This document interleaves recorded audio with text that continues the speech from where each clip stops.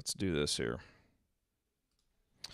All right, welcome to the IU Hoops halftime report. It is 33-26 Purdue here at halftime. Hoosiers got down 11-2 early, and then I thought really did a nice job of battling back, but then a 6-0 run by Purdue. It's 27-26. Juwan Morgan at the free throw line has two opportunities at the line, misses both of them. Purdue proceeds to go on that 6-0 run to end the half. I really have a problem with what we did there in the final minute of the game. You know, Purdue's on that 6-0 run. We had two offensive possessions there at the end of the half with Romeo, Juwan, and Rob all out of the game. I don't really understand that. I understand, why you have Rob and Romeo out of the game with 2 fouls. How many fouls does Juwan have? Juwan has no fouls. Now, obviously, he had played a lot of minutes, and you want to get him a break.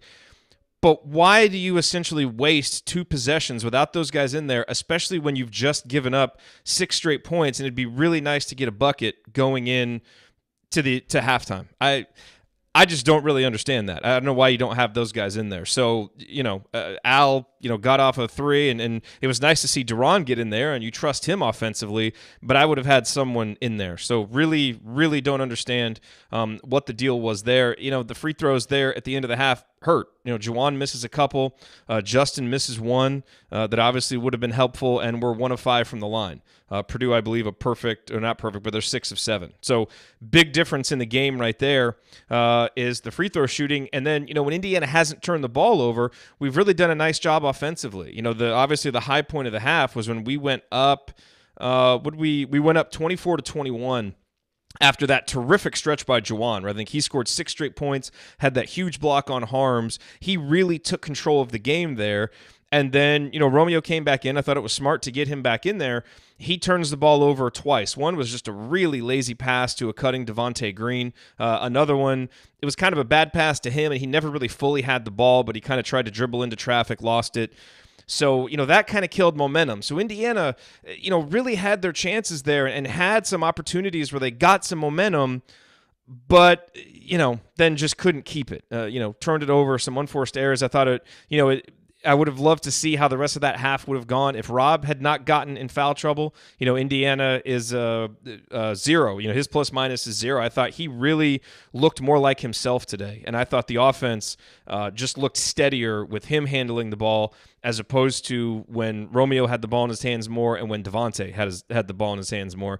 And obviously when we've played through Juwan, that's when things have gone the best. Defensively, I thought after a really slow start, we started to do some better things and started to get a lot more solid. Purdue still scoring 1.1 points per possession, and they're getting some good looks, some better looks than you'd want. But we've done with Carson Edwards what we've needed to do, which is he is 3 of 13 from the field. He's pulled up for a lot of long 3-pointers, but we're at least making life hard on him. What you can't have happen, and what often happens in these rivalry games, is you see role players, especially on the other team's home court, really step up. And Nogel Eastern with 10 points, 7 rebounds. This was probably... this is definitely one of the worst halves Romeo has played. We've got to get more from him because he drew the assignment on Eastern, and Eastern, really abused him a couple of times. And then offensively, for Romeo to only have 1 shot, it was that 3-pointer that he took. No assists, no rebounds, 2 fouls, 3 turnovers. That's obviously not going to get it done. So, for us to win this game, I think you're getting some of the performances that you needed from guys. Justin Smith has stepped up and provided what should be a 3rd scorer. Rob Finnessy has stepped up and has provided what should be a 4th scorer. Those guys have 15 points combined. But the difference is you've got that gaping hole where Romeo's production usually is. And, Indiana's never going to be a team probably that's going to have 6, 7, 8 guys scoring.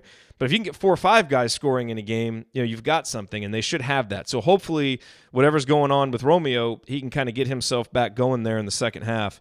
Zach McRoberts hasn't scored, only took that 1 shot, but he's played 15 minutes, and I think, defensively he's been better than we've seen from him, and we're seeing him get some rebounds, some deflections, some steals.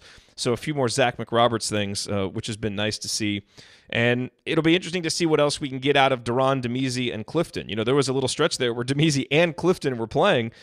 And frankly, the defense didn't do as poorly as I thought it might with those guys out there. So, Demezi had, a couple of bad possessions where he forgot what we were doing on an out-of-bounds play and really got taken to school.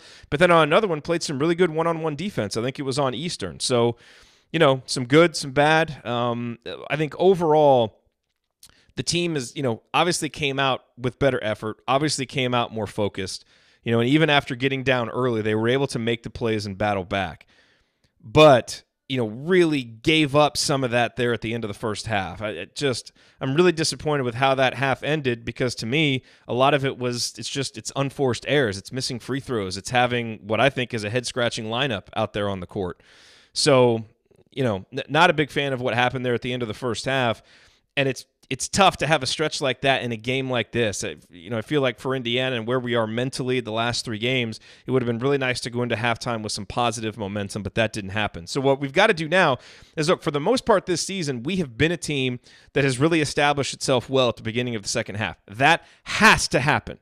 Absolutely has to happen in this game. And what we typically do at the start of second halves when we do well is we play through Juwan. And I think we've got to do that. Jim Jackson said there at the end of the first half, it feels like Juwan wants this a little bit more. And, I think Juwan, took a good, 3 or 4 minutes to get himself going offensively. But once he really started to assert himself and we played through him, things went a lot better. So I think we've got to play through him early. We've got to find a way to get Romeo going. And I think we need to keep taking threes when the opportunities present themselves.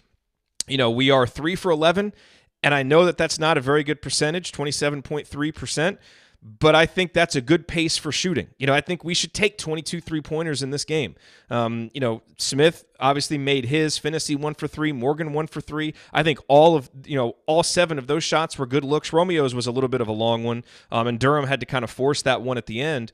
But, those are good shots, and we need to take those. The offense has certainly felt more in sync and there has been more spacing, more room for Juwan to work. And I think that's in part because guys like Zach, guys like Justin have at least been willing to step up and shoot. And you have a guy like Finney that is a threat and seems back to kind of being what he was. So I feel better at the half than I kind of thought I would before the game started. But it feels like we should be closer. This is a half where it feels like we played better in certain respects than to be down 7. But we've got to have Romeo give us more. We've got to be more consistent defensively, and we can't have the 2, 3, 4 possessions where we're turning it over, like we had in that first half. When the turnovers come in waves, that's what gives Purdue those 4, 6, 8-point runs that kind of keep the crowd juiced and allow them to extend the lead like they did here. So I think we saw some of the things in the first half that we wanted to see from this team rebounding after the Nebraska game. Great. We've got the baseline level of effort that we need. Now it's going to be about execution in the second half, and we got to play through Juwan, limit those turnovers. We're going to have to make shots and make free throws, and then do enough on the other end defensively to continue to limit Carson Edwards and not let a guy like No-Gel Eastern.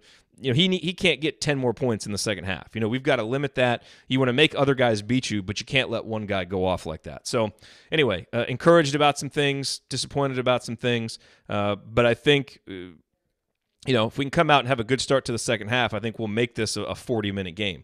And I think if we come out and if it's a continuation of what happened there at the end of the first half, I would say it's going to be really hard for us to battle back. So join us on the post-game show. We will break it all down. Andy will be there. Ryan will be there. Hopefully it is a victorious episode. We'll see. Going to have more from Romeo, so hopefully he gives us a lot more here in the second half. All right, everybody. Thanks for joining me, and we'll talk to you on the post-game show.